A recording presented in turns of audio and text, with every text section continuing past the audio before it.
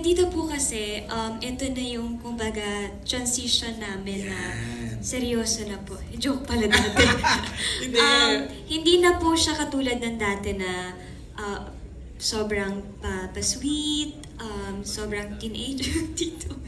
Sorry po. Fun and lighthearted. Parang yes. ganun. Dito po talaga mas challenging na yung mga eksena. Right. Pero ako nga po pag kada uwi ko galing taping, iniisip ko paano ko siya natatapos. But then, nagkakaroon ako ng realization na yung team po talaga yun. Sila Direk Bijoy, si Direk FM.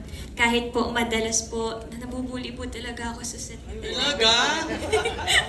Hindi, joke lang po. Mga kulitan po na. Okay. Kailangan nun, di ba? Mga fun moments. Alan Sancon of Stars Patog will ask the next set of questions. Hi, Alan. Hello, good evening. Yung question ko for Jessie. Yeah, Jessie, this is your comeback, di ba, teleserye after how many years? Nanibago ka ba? And what are the challenges you encountered during the shoot na medyo nangalawang ba? Di ba, pag matagal na hindi nakapag-acting, parang gano'n. The very first scene, Jessie. Yeah. Hi, Kuya. First scene ko, yun yung walang lines, yung nasa bank. Kaya nga nagpapasalamat ako kina Direk kina Sir Senon, kina Miss JRB. Kasi talagang brinake in nila ako.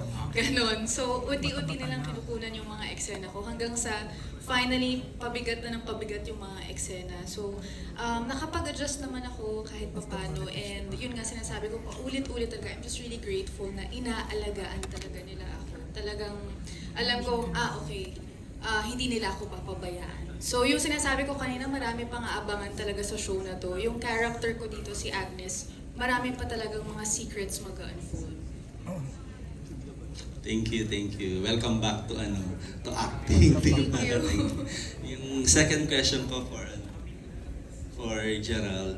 Tanong ko lang, Gerald, kasi although parang nasagot na rin yung question ko about yun na ano yung kakaibang role mo dito.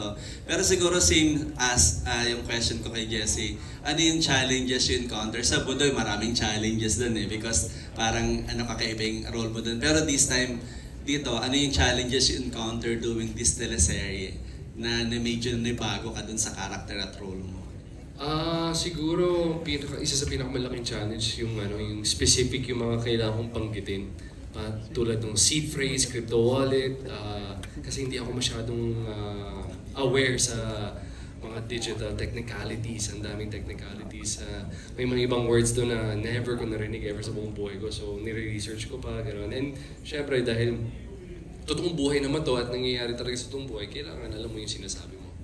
So, yun, isa sa mga doon. But, you can have the drama, you can have the crime, suspense, action, but it really comes down to the preparation and the story, yung story na ginagawa mo. Kailangan naiintindihan mo as a whole. Kailangan po alam mo kung ano yung mensahe na gusto mo iparating sa audience mo. Thank you. May lang, pahaba lang ang question kay Francine. Sabi mo parang napansin din namin this is your parang mas mature na role, no? Sa pananamit, di ba? Sa mga eksena, di ba? How mature yung role nyo rito ni Seth? Sabi nga, this is your parang level up, How mature is that? Direk? How mature? Hindi po. Yung character ko po, I think talagang nabigyan siya ng buhay because of our directors. Hindi ko po talaga maiwasan banggitin sa sagot ko si Direk FM kasi malaking tulong po sa akin yun. Sa totoo lang po, sabi ko nga po kanina kay Tita Lot, natatakot talaga akong gampanan si Arisa kasi sobrang iba niya sa mga characters na nagampanan namin ni Seth before. Yung last serye po namin, 30 Linen pa, natatay ko rin po si General. Dito, hindi siya yung Bratinaya na lang. Ang lalim nung pinanggagalingan po ng character ko. And yung pinaka-challenge po talaga niya is paano ko siya gagampanan ng mas woman na siya. Nang hindi bata yung mindset niya, hindi yung padalos-dalos sa mga desisyon. Although magkakamali din naman po yung character ko dito, pero in a way na isosolve niya yung problema niya in a mature way. Kasi iba rin yung nuances and vulnerabilities ng isang teen to a young adult. No? So talagang uhugutin mo ngayon. How old are you na ba now, Francine? 21 po. 21. O, young adult na nga talaga. Diba? Yun ang challenge. Alan, Thank you, MJ. Congratulations, everyone. Ang next questions will come from Jeffrey Perdon of Kapamilya Online World. It's for Direct FM Reyes and Direct Bijoy. Maybe you can clarify this. Sabi niya, based on the trailer, the show has a plot that is significantly different from the initially announced series Nobody. What led to the shift from the original storyline Nobody to Sins of the Father? Let's clarify first. Related pa yung dalawa? It's not. Okay. Not at all, not at all. When I was asked to work on this one, ito na yung konsepto na yun. Okay. No? Or whatever story Nobody is, I'm sure the management would have to line up the projects accordingly. And if the task is given you to mount this one, siyempre may immediacy dun sa need for it. And hindi naman kaila na that's what's been happening. Sa hirap ng buhay, maraming manluloko. And I think malaking ginagampanan nun yung request ni Gerald na gagawa po ako ng project na may social relevance. Kasi, you know, his concern for the society is not just for show business. During moments of disasters, you get to see him saving people. So it comes naturally, di ba? And kung yun ang timely stories of a poor society, then you have to stand up and deliver. Diba?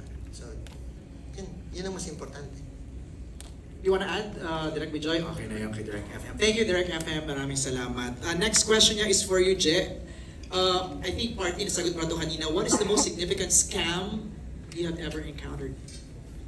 Siya wala mismo. Just know somebody. Yeah, just know yung lahat na napanood nyo. I mean, lahat na napanood nyo kanina. I've, even before the show, parang hindi personally na-experience, but I know people na na-experience nila yan.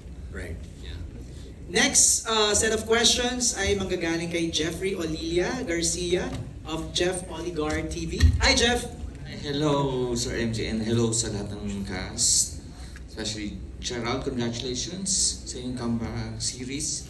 Same to you, Jessie. And speaking of Jessie, Miss Jessie, para sa iyo yung first question ko. Yes, po. So parang nasagot na to, pero please answer if you do. Kung ano yung preparation na ginagawa mo and gaano ka-challenging yung role mo ngayon sa series? I haven't done this role before. And actually, yun yung nagpa-yes din sa akin na tanggapin yung show din. I'm very grateful kasi tulad ng sabi ko kanina, inalagaan talaga yung role ko, inaalagaan ako, paano umarte. Siguro, outside from the show, ang pinaka-challenging is yung iwanan ko yung anak ko sa bahay. Mas yun. Kasi, syempre, if you're a mom, talagang hindi ka 100% sa trabaho mo kasi palagi mong iniisip yung anak mo sa bahay. Pero yun nga, palagi akong bumabalik sa trabaho kasi nga, kumbaga, naaalagaan ako ng mga kasama ko. So, challenging kasi naninibago ako, pero unti-unti na rin na bumabalik ulit yung, kumbaga, yung loob ko na, okay, gusto kong ituloy-tuloy talaga. Looking forward kasi matagal-tagal na rin yung last series mo sa Dugo. Yes. Next question, Francine Diaz. Hindi na nakakataping question po. And pwede rin sumagot Para sa judge kasi Jeff next is Francine Diaz. Pero yung question ko hindi naman ganun ka-serious. Okay, shoot. Okay, pwede rin sumagot si Seth dito, How do you feel with each other to take on another level for your upcoming series? Na Same wavelength ba kayo ni Seth na, sige, level up na tayo, young adults na, parang gano'n. Opo, nakakipagpustahan sa akin to eh. Sabi niya, hindi, ayusin natin to. Dapat pag umakting ka, matatakot ako sa'yo ha. Para gagalingan din daw niya. So parang nasa isip ko na rin yun na kada magte-taping kami, shocks kailangan namin i-challenge yung isa't isa. Kasi sobrang challenging na nung role. And syempre kaakibat naman po nun tutulungan kami ng directors namin. Pero kami as actors, dapat meron kaming responsibility na ayusin din, na tulungan din yung sarili namin. So, it's more of that po. Yung pustahan, sabi niya, pustahan daw kayo. Sino nanalo sa pustahan? Challenge niya po ako. Challenge. May nanalo ba? Saka May magkano? Hindi, sa amin po kasi, parang bilang kami rin po yung on-screen partner, sa amin nag-work yung healthy competition. Kumbaga nagre-react kami sa bawat, sa isa't isa. Nakakatulong po yun na minsan pinag-uusapan na namin yung mga ibang eksena, ibang scenes. Tapos, minsan kagulatan, may point din na kagulatan pag nag-on the set na, pag nag-roll na yung camera, pag nag-action na, minsan kagulatan sa bawat linya, bawat emosyon. So, yun po yung para sa amin pinaka-healthy na nagagawa at pundasyon namin. Of course, yung Direct FM, alam ni Direct FM yan. Yung mga sinasabi ko sa kanya, napaka-open ko, mga weakness ko, sinasabi ko talaga kay Direct, na Direct, ito ako, ito. Ganyan. Totoo, inaral. Sobra po. Jeff, okay ka done? Thank you. Huwag ka na lumayo. Tingin ka lang sa paligid. Lahat yan dumaan sa love team. Alam nila kung paano yung mag-challenge. Asan pa yung mga supporters? Nang salamat. Ayan, ang dami. Hindi, ako po mismo magsasabi sa inyo, maging proud kayo sa dalawang yan sa show na to. Bakit, Jeff? Ako yung madalas nila ka-eksena eh. So, so, nagre-reklamo ako ngayon actually. Pwede nyo ba sila kausapin mamaya? No. No joke. Maging proud talaga kayo sa kanilang dalawa. Hindi biro rin yung mga role nila. Tapos, direct, anong week ba yan? Week 6 ba yung first kissing scene nila? Ash! Na-booking dos ha? Scam yan, Gerald. Tignan natin kung scam o totoo. Okay, tignan natin. Consentidor. Thank you, Jeff, sa question mo. Let's go to Nika Sabi of Wood.